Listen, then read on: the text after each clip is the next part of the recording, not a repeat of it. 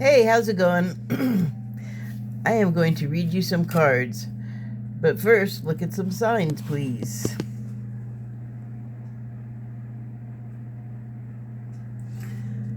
Okay. Let me just get adjusted here. So I pulled some cards, first from the Shaman's Dream Oracle deck. And I pulled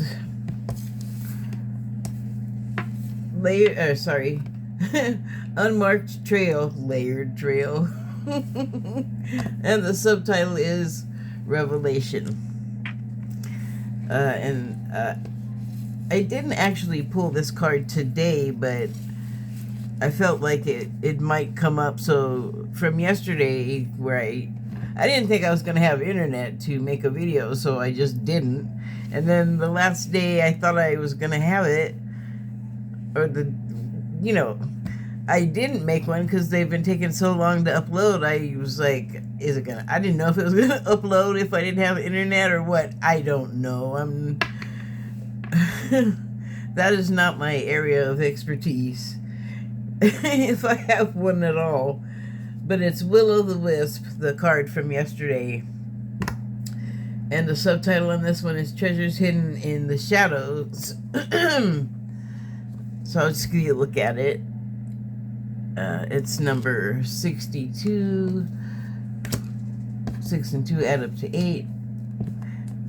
And then the card I talked about first from today's pull is Unmarked Trail, and the subtitle is Revelation. And it is number 57. And 5 and 7 are 2, 5 and 7 are 12, and 2 and 1 are 3. So I'm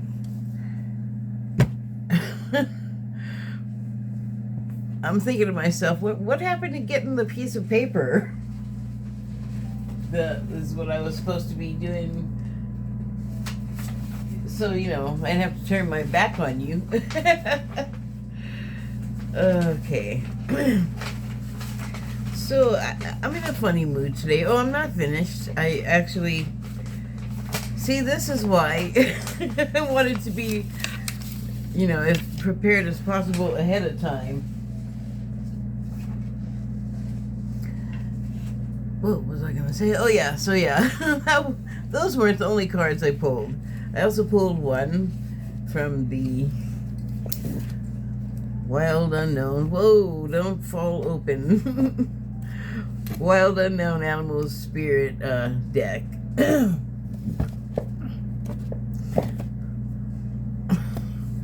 Okay, and the card I pulled was Lion. And this is one of the fire energy cards from the deck. So, before I started doing this, I wasn't even sure if I was going to do one, even though I seem, thankfully, to still have internet and the ability to make and upload a recording. But I'm just in kind of a weird mood. Oh my goodness. I'm sorry, I'm just seeing every wrinkle ever on my shirt. Anyway, not a bad mood. I mean, I have had every reason all day to be in a great mood, so, and I more or less am, but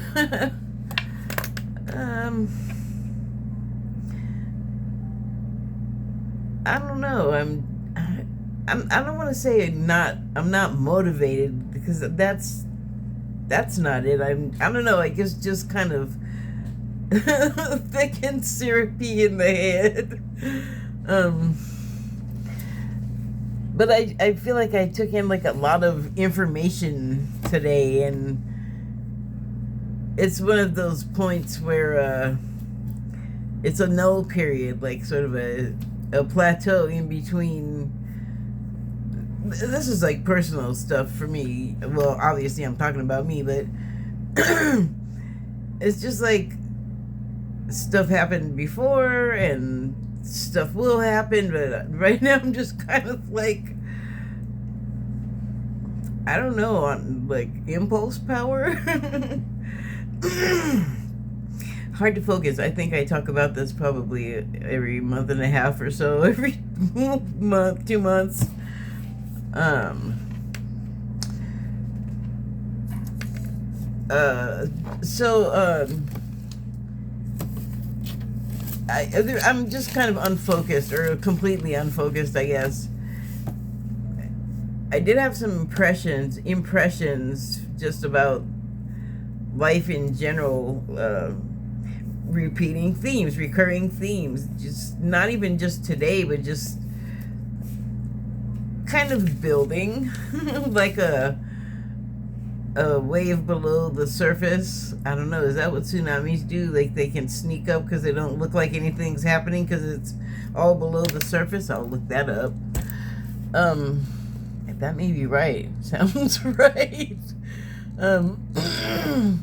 But I don't know if people can recall how devastating they are, because of the one I am most familiar with, I think took place in 2014 in Indonesia, maybe. But it was pretty famous.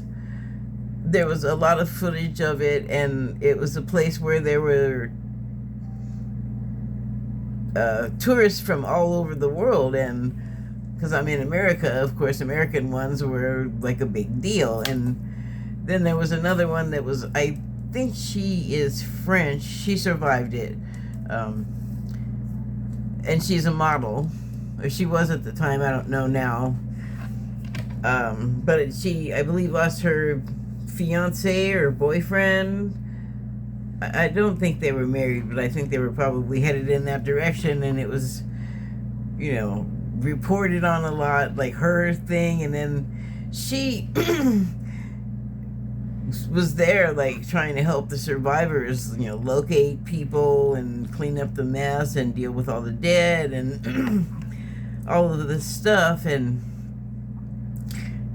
the footage was kind of, well, it was absolutely frightening, because first all the, like, there was waves like normal, and then the water went way out, and like this giant expanse of sand appeared, like not like lapping the shore type situation, or even just a tide, because a tide will do that to a degree, but this was like way out there, like far. And so I think there was like kids that just went whoa and went running out there, and parents were like, you know, or adults, whatever. Jeez. Hold on 1 second, please. Anyway, you get the idea. Because I got myself so worked up, and cursed ad scared the poo out of me. Anyway, but yeah, fear. And you know, I'm just gonna say I lean left, right? Okay, I lean politically left, but that's like a little important, except to say that a lot of times, because I mostly watch stuff that is, if not like totally leaning to the left, which I don't know even what that is anymore, but not my area. I'd say I'm more closely aligned with like the progressives. And you probably, like, if I were in government, which I wouldn't get in because of my I'm even more progressive, so you know, anyway, and while I do look at stuff from the right, if it's like a really big deal, I'll go watch a whole whatever it is network show. But usually you can like pick up enough clips and things to find out stuff, because it's harsh. But one of my favorite left networks is harsh, but I mean sort of for the same reason, but for a different reason, which is that it's TYT, and they have that show Indisputable, and I like to watch it Well, not hardly as much as I used to anymore because I just can't. It's too painful. Good. I mean, they report a lot of stuff that would otherwise go unreported, and so that's like a really good thing. And particularly for black people, because it is mainly about that area of crime that won't get attention. So, but you see a lot of brutality and like I mean, it seems unfair to me. So I had to stop watching it as much. Like, I'll only go to it if there's a story that jumps out at me, and but that's why it's like too much. It hurts the emotions. So there is fear on both sides. Is what I'm leading up to, but from my perspective, which is what I was trying to explain there. It always looks and sounds like, well, the right. Well, I mean, like the left will be speaking like in interviews or shows or whatever, and like across the board, pretty much, the right is afraid. The right is afraid of this, blah blah blah blah, blah. And it's like things that politically people are not in agreement about, and it happens going in both directions, though. Let's not kid ourselves. And the left is afraid of a bunch of stuff, too. They're afraid of losing rights, and that's... I mean, I get that. That's kind of existential for me. I can't be all into an authoritarian knowing what they do once they get power, because then they're just like... I don't know, like, I don't know what the attraction is in the first place, but then once they get in power, they lose the attraction back to you, and you become something like you won't like. Unpleasant, like, I don't know. Look at Nazi Germany. I mean, everybody can't be a Nazi.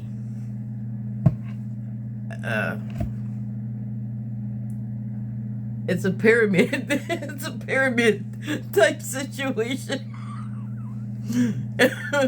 Anyway, so yeah, fear is everywhere and a lot, and a lot of things for everybody to be afraid of wherever you're coming from. And I think that so many people feeling fear and things happening in other countries, like wars and other types of human aggression against other humans. I think, I mean, I can't believe this just occurred to me today, but it was like, you know, there was some talk in something I was watching, and they were talking about how a lot of Israelis are saying that this current war that they're having is their 9/11, and I thought, well, I wouldn't want to keep wanting to aspire to that standard, but there was a lot of fear after that there was going to be more of an attack on us, or more attacks, and I'm sure there have been.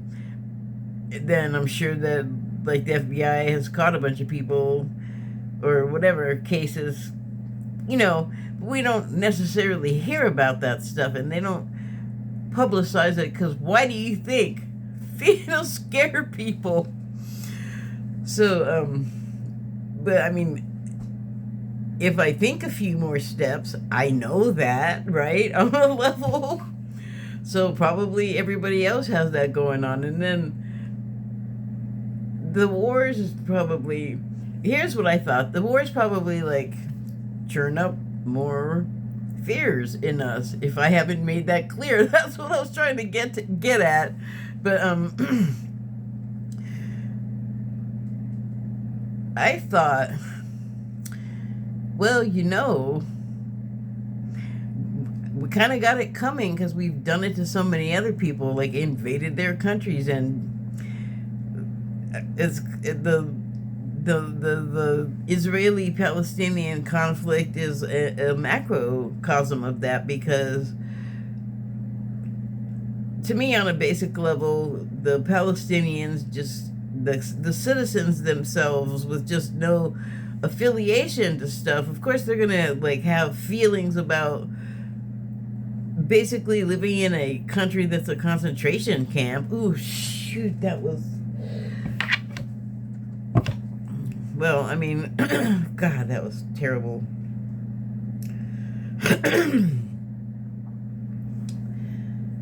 Sorry, I really think that it's kind of like that, but the people don't have power of their own, and so they have like Hamas and Hezbollah out acting on their behalf, although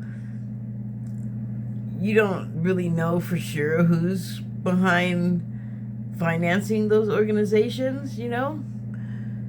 Like countries. There are entities in the world that want people to be in fear all the time, because you kind of can't think straight, you know, and you start getting desperate and thinking that you have no options, and you can back yourself in your head into a corner. And if you have like a whole country under that spell, it's powerful. And it's weird because something I just watched was about this story of a tech company that invented AIs that started acting all weird and scaring people and making them go nuts, and making animals attack the technology, like the laptops and stuff. And finally the guy figured out, who was a reporter, he was given some information, and what it was that it was the tech guy that gave him the information that invented it, and then he had disappeared. And then the reporter was visited by the men in black. And well, if you know how the men in black exist in pop culture or culture, they did their men in black thing. I'm not talking about Will Smith and the grouchy old man. What the hell is his name? Why did I bring that up? I'll remember his name because I know his name. Anyway, in this little show I was watching, the reason why the AI was all weird and scary was because it was being used by our government, a U.S. government, and an alien race that had a ship on the dark side of the moon, and they were blind, and they wanted to get to know us, so they had to like change the information the way it was transmitted to them for them to be able to understand what they weren't able to see. And they also, the guy said they can't understand our language, and it was like pretty creepy. And I was like, man, this is this real? What is this? And then he started talking about the aliens not being able to understand us, and that like calmed me down and brought me back to earth, so to speak, because I realized like the ETs, the real ones, yes, I'm saying they're real ones, there are real ones rather, they're telepathic. They don't need to know our language. They can just get it from us. But the thing about it is, what was also funny in the story, and I'm editing this other person's story, but the men in black, I believe, are also telepathic, because they're the ones the guy described in the story were talking as if they were just also Earth humans, but the inflections of the way the man was imitating their speech did sound different. Like either they were like on Molly or heroin or something. They're just really laid back and, yeah, we're gonna kill you unless you, like, promise not to talk, because we don't want to kill you. We don't want to have to. It's just like, wow, what's his story? Or what's their story? Because, of course, they were oddly synchronous in their movements and speech and finishing each other's sentences. But these were more, actually, human-y depictions of men in black, because they're, like, looking at each other and definitely having, like, unspoken conversations, but they're, like, smiling and laughing about it and shrugging, and it's like the ones described in real accounts are not chummy with each other, or they're every description just about as if they're just unsettling. They they look weird, they sound weird. I haven't really thought about those guys in a long time, but so those guys are like following this reporter. The whole vibe with them, the whole idea of them is they are freaking scary. Like, you don't want them to show up at your door. Wow. Okay, there's the rest of today catching up to my brain. I don't know how much about cards I'm going to talk, because I'm just rambling on here, but let's see if this can be the last thing that I'm going to sidetrack to. I finally got to watch Odd Thomas. It's a movie with Anton Yelchin and Willem Dafoe and the other actresses. I weren't familiar with them. No, sir, I sure weren't. I'll have to learn me those names after I get finished here and add them later. Oh my. But anyway, Yelchin's the lead character, and well,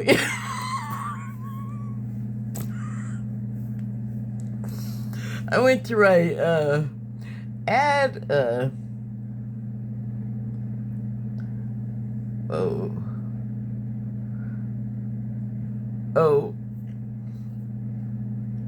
okay, right. Odd Thomas cast. I went to write Odd Thomas cast, and I had already written Odd Thomas, and when I was talking and trying to write cast, all I wrote was AS. Odd Thomas as dot dot dot. Here, let me fix that so I can try to make sense later. So anyway, Yelchin is the lead character, and he plays a psychic medium who can see dead people, and he helps the police because he detects people about to commit horrible crimes, because he's psychic, so he can tell they're going to do something. But there's another, like a movie added sauce thing to make it more bankable, I'm sure, is that he can also see these beings that they just want to, like, eat the fear. They don't do stuff to people directly, but they are attracted to people that they can sense because they can sense timelines or something. But they find people that are about to commit crimes, and so people around Thomas's character were not necessarily like psychic themselves, but they seem to have some sensitivities. Like the girlfriend had a dream, a prophetic dream, and then someone else that he knew, like a coworker of his, this woman was also having dreams of herself getting killed, and she's scared to death. Fear, because she has 2 little girls. And she's all asking him if he knows anything about her future, and tells him about the dream. And he's like, oh, nah, I'm just a regular guy, But then as soon as she tells him the dream, he's all say, what now? And he gets all concerned. And he's like, don't do this, go here and go there. And she's all, I knew, like, she doesn't say it, but it's like, I knew you had something going on. Give it up. Because first off, she starts off by telling him she's going to go see a psychic. And he's like, oh, those are not real. And those people don't waste your money. And then she tells him and what I just said. So he's now all worried about her, too. And, but he hasn't seen the things around her. But I'm not going to tell you the plot. But it was a good movie. But the things that could eat the fear, that could sense the fear, they also were not psychic, which I thought was interesting, or not psychic but telepathic, because at one point Yelchin tells somebody else, or Thomas, whatever, in the story, like, don't let the bad eating things know that you can see them, because he met a guy that was also sensitive or psychic or whatever, and the guy was like all excited to finally find someone to talk to about it, and he's all, oh yeah, oh, because he was a like a cholo guy, Mexican guys, and he's all, oh yeah, I think they totally saw me. I'm paraphrasing, and Yelchin's all, oh no, that's not good, and it doesn't end up being good for the other guy. So yeah, fear, recurring themes. Like, that guy was scared to death, like, once he told him. And yeah, there was a lot of fear in this show. There was, or yeah, it's a movie. There was like some devil worshipping element that came along later, and I was like, wow. Oh, but what I started to say about the fear things not being telepathic, well, after he Yelchin sees the thing. Yelchin sees the things all the time, and he can't like let them know. So he's always like all like putting his head right through him and looking around, going, "Okay, everything's great in here," and like leaving the room or whatever. And it seems to me that if they're attracted to your fear, wouldn't they know that you are afraid of them? Like, specifically? Isn't that like some kind of telepathy? Isn't it though? Shouldn't it be? Again, editing. So let me wrench my way back to the cards.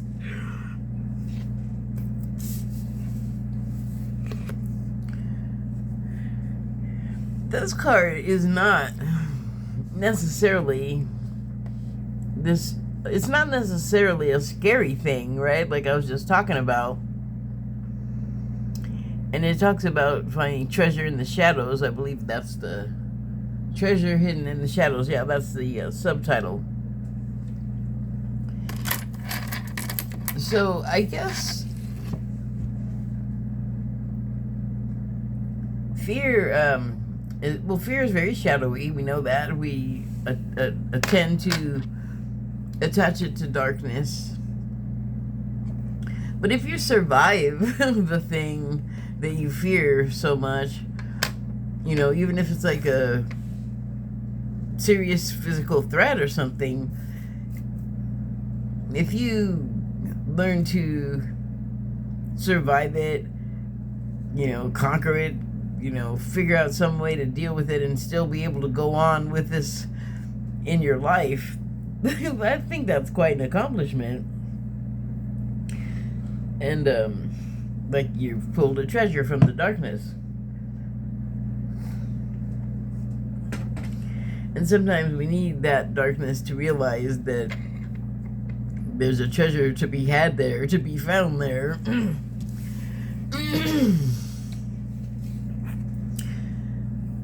So, unmarked trail, that to me is also can be a frightening thing. Like, it represents change, which a lot is trying to happen right now. A lot of change is trying real hard to happen, and a lot of not change or elements that don't want the change to happen, unhappy. Kind of the tussle going on amongst well, powers all over the world. And then, then there's us, the citizens, the peoples. We gotta act out too. we gotta exert our hand in the whole pot stirring. It's here. I can't imagine it's a whole heck of a lot different other places, except maybe for the profusion of guns here, which I think contributes to the fear quite a lot. It's been demonstrated pretty explicitly what they can do, and again, surviving, more than surviving, surviving and growing from it. Ultimately a good thing. Don't look like it at the time with a lot of things that we find ourselves learning from. It can be a school test, and that can be completely frightening too. Things are subjective. But yeah, an unmarked path is, it's ahead of us, but I don't know how unmarked unmarked trail is right here in front of my face. Apologies. But, I don't know how, that makes it sound like you're not going to be able to see the path in front of you. It sounds like you're going to have to dodge rubble on the trail. That's a metaphor, I hope. So, I don't know about you, but if I'm afraid, thankfully I haven't had to be afraid for a long time. Like, the situation just has not arisen, and I'm very thankful for that. But, say you're watching a scary movie, which, I don't know, I don't watch, like, horror movies, but if I did, I like sci-fi horror. That's, like, a different thing than horror, with, like, I don't know if Saw is even scary anymore. Like I said, I'm not into them really. The ones I've watched are generally, like, pretty old, even by today's standards. Like, I might have seen one from, like, I don't know, 5 years ago. That's how caught up I am on those, I think. So anyway, when you go to see those, or you're watching them in the home, it is nice to have someone there to hold on to because you're scared. And I think that in a lot of ways we have this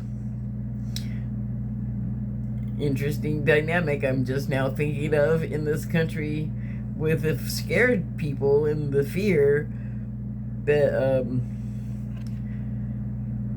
we have gotten into this weird thing, a lot of us, where we just create an endless loop, like, even within ourselves, from, like, what we take in, like, the things we're listening to, that, like, we'll all have something that'll be like, yeah, that's the one that scares me. And if you give into that, you find yourself just always thinking about it in every way it could happen, like a bad way. And that is not, like, manifestation is huge right now, and that's the fastest way to kill it. Unless the thing you want is actually the bad thing, because I don't know, I guess I'm wrong, because it's not going to kill that bizarro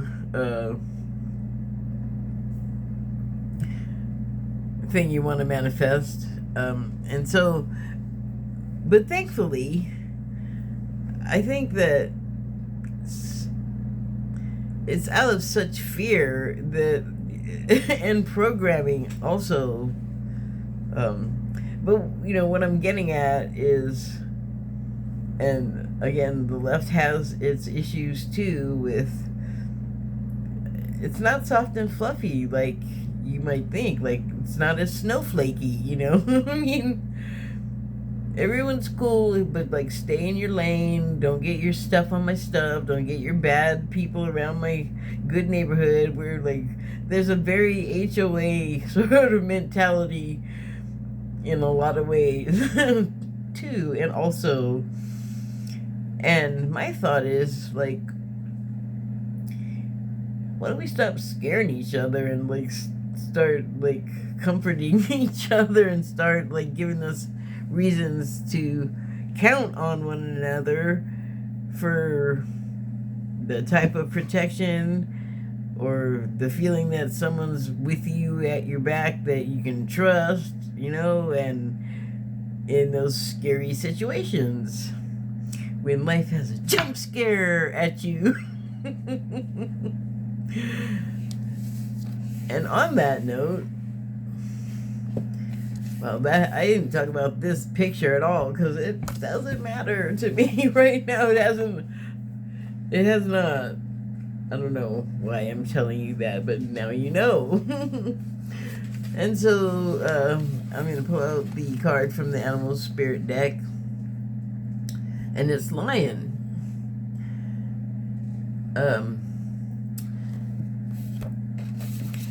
So this is a animal right here, and I'm getting a lot of sun images with this animal. Like, I don't know, sunflower for some reason, and like just big suns energy, I guess. But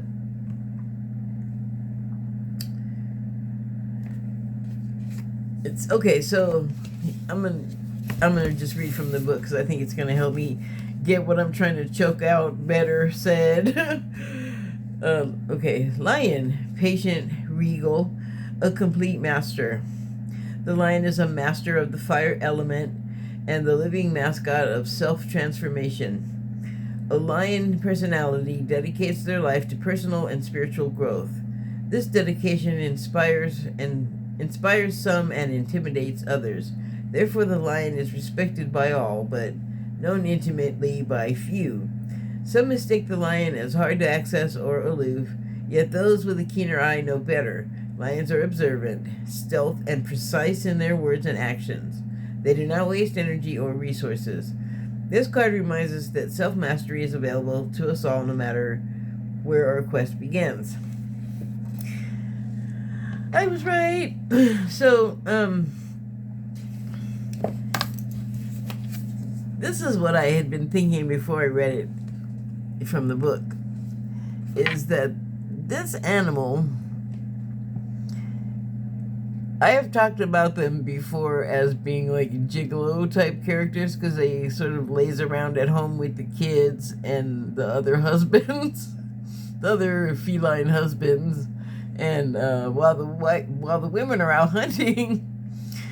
But the thing is that these guys are big and they're very dangerous, and also they're cats. Cats can lay around like a slug all day and then all of a sudden jump up to the ceiling from the same spot. Like, there's like zero lag time in their reactions. Like, don't let the lazing around fool you, okay? And the babies are there. I mean, they can be just as protective of their litter as the mother.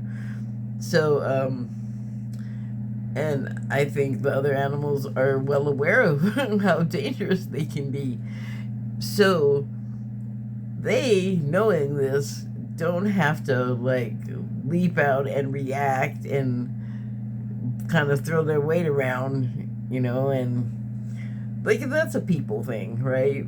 But seriously though, they will, look deceptively aloof and uncaring about possibly some threat creeping up, trying to be quiet. But these guys are hunters and also, again, not humans. They're cats, so they can hear and smell. Also, probably taste stuff coming, trying to sneak up on them. So. They could sit there and look like completely uncaring and unaware, and then spring into action and mangle the stuffing out of you. And I think that is the kind of energy that is probably going to help the most of us deal with fear, because in a way, like, we kind of know what's going to come down the pike. I mean, I think the people that stormed the Capitol had an idea of the way things were going to go, and then they didn't, and it's just different from what they thought it was going to be. That happened with the Iraq War here, the second one. And so we know something's coming. We can feel it. It's fear. Oh, the thing I didn't say about the AI and the aliens thing. So somebody, corporations, the government, whatever, like the guy that invented the AI program that was, well, what it was doing is that the AIs were learning about humans, right? And so, but it was also feeding back stuff from the aliens. Like, I think they were inserting it on purpose, but it was so disturbing and strange and just off-putting that it just was freaking people out and literally making them insane. And someone at the company had come up with a plan at the company where this missing inventor had been, and said, hey, you know, we can make money off of selling people's fears. And, or, you know, it's just like, yeah, it's a skin-crawling idea. But it was fiction, it was fiction. But, that, for example, like, we can dream up all kinds of scariness, you know, but in reality, we can find enough things to be afraid of, right?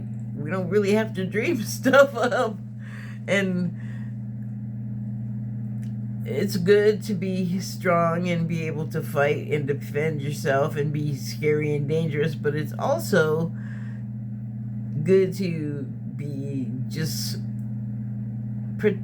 protective in a softer way, and like treat your litter mates as if you care about them and you don't want them to get got by some predator.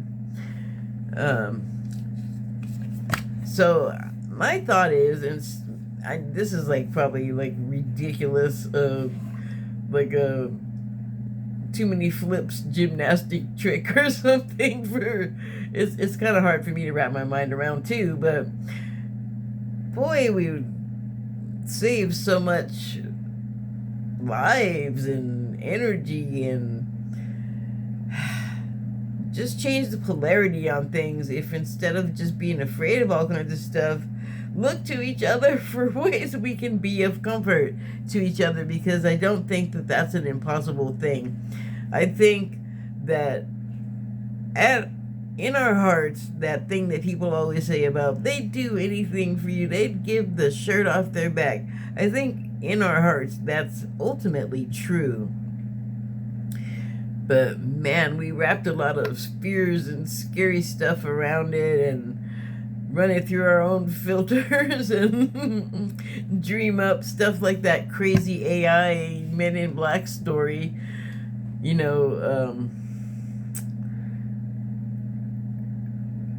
know, maybe we sit around the campfire or the virtual campfire and tell each other our scary stories and work through that stuff and realize that we, each other, are not the thing to be afraid of in that way. You do what you want with that. You can interpret that as you will. I mean, no harm. Anything else that I want to say? I don't think so. Thank you and good night.